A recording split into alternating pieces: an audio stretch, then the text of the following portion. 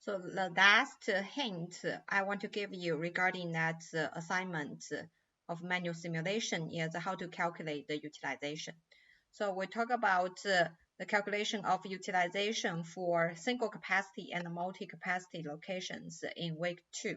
Okay, the single capacity locations utilization is pretty simple. Basically, you take the total in use time divided by the total time. So if we look at, for example, splitter, then basically you just count how many ones are there and divided that by 96. So if we go here, you can just use a simple count if statement equals to be count if this entire range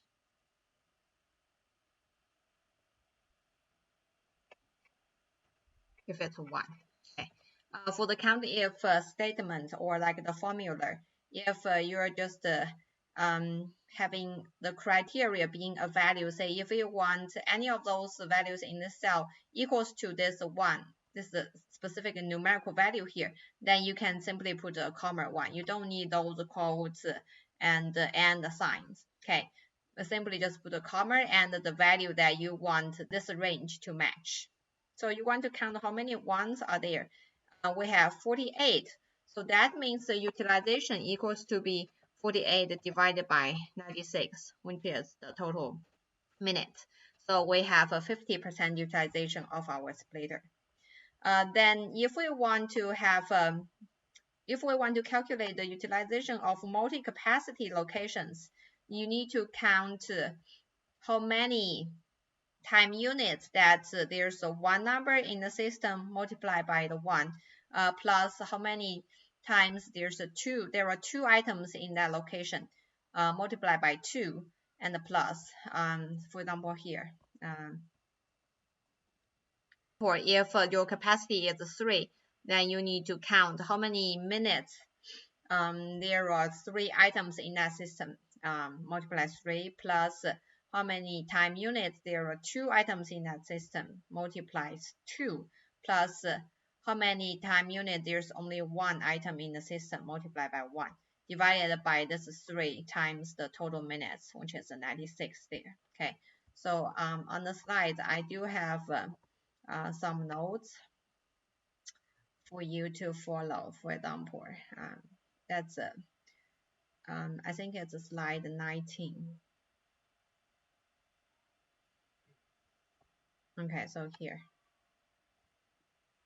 So applying to this assignment, then you need to count the number of units in that's the single unit capacity, single capacity one, and then for the multi-capacity one, it's the same. Okay.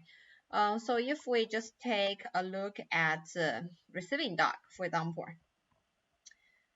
the capacity is 20.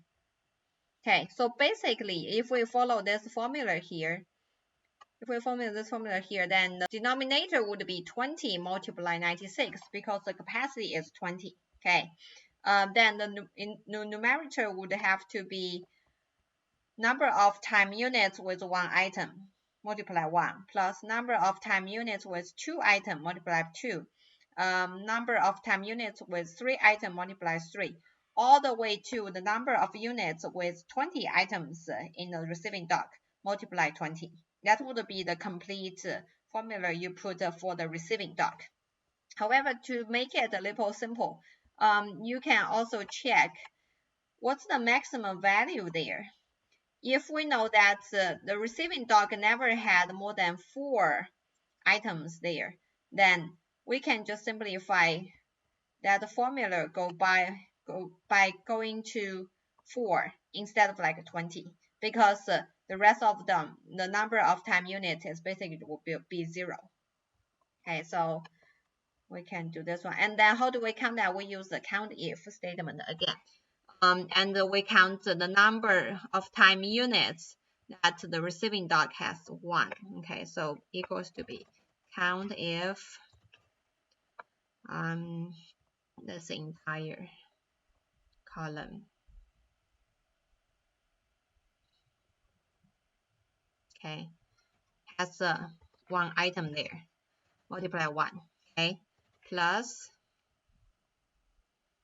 I'm going to repeat this a lot, so I'm going to just copy instead of referring to it all the time.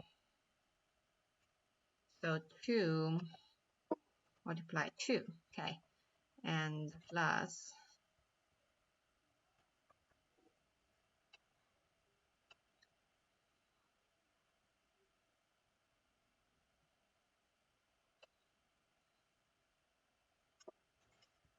I copy that and paste here, counting if it has 3 items, multiply 3. And we said the maximum number of items at this receiving dock is only 4, so we can just go all the way to 4. That should be a typo here. Should be count if.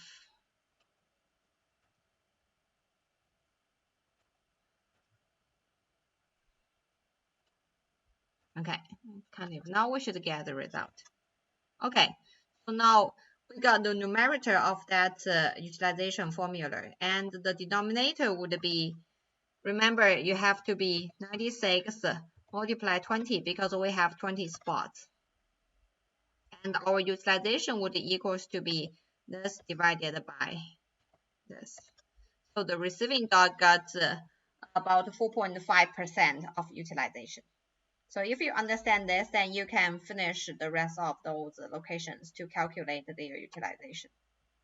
Okay, and then you can look at how much time it is full for those multi-capacity locations and how much time it is down. So for this one, since we didn't really schedule any downtime, then the down percentage should be just 0. And you can count the work in progress at a certain time minutes. You see, when you try to get the work in progress, you need that state variable again, so that you can go to this sheet to say, okay, if I need to know at 50 minutes, so you go to this 50 minutes, you need to add all those item numbers here. So the 8 plus the 1 plus the 1 plus the 1 plus the 8 plus the 1 here. Make sure you don't add up all the entire column, entire row, okay? Only those items in there. Then you get your work in progress.